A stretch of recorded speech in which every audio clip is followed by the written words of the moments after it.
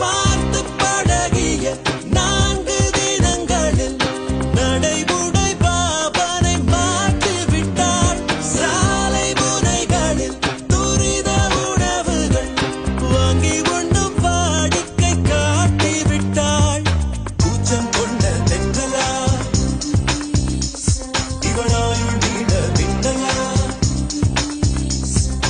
உனக்கேற்ற ஆணாக என்னை மாற்றிக்கொண்டேனே.